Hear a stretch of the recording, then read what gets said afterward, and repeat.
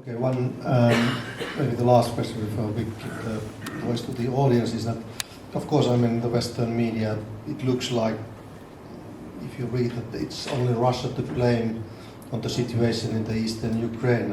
And what is your opinion about the role of Russia in Donbas area or in the Luhansk on these self-proclaimed states? Let's take the Crimea outside of the question, which is a bit more different from that. But of course, I mean, this war, because it looks like that everybody believes that it's only Mr. Putin who is to blame about the ongoing conflict.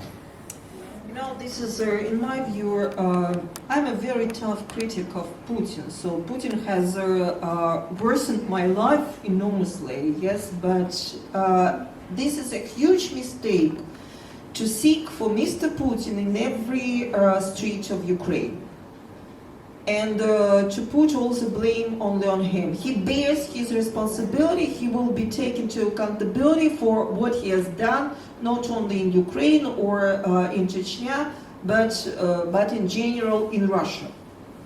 That's his responsibility. But once again, my firm opinion is that all actors who have been present in Ukraine actually has contributed a lot to the disastrous situation, and they should be also reminded of their own responsibility. I refer to Europe, I refer to the United States of America, and definitely I refer to the Ukrainian government.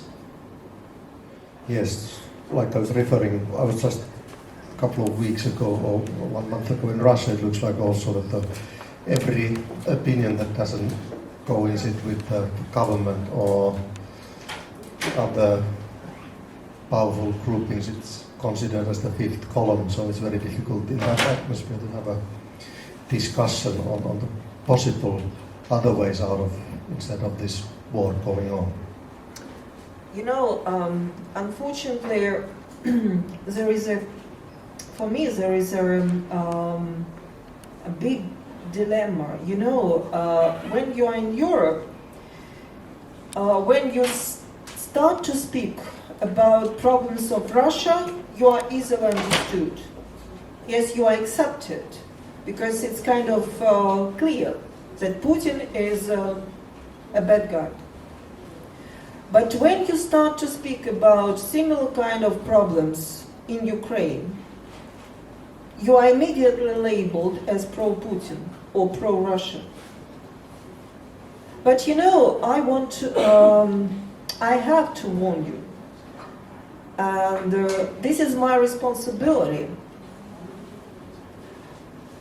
If you start to feed a little dragon, it will grow in size.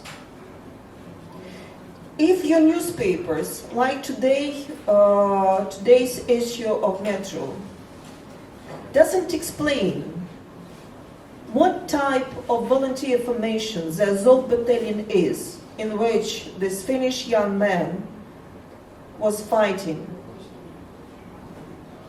you will bring these neo-Nazis here, and they will be acceptable freedom fighters. They are not, believe me. Because people are afraid for them in the places, in the settlements where this Azov battalion is stationed. And not because of the fighting, but just because they are. Yeah, not because of the fighting, but because of the characters they are.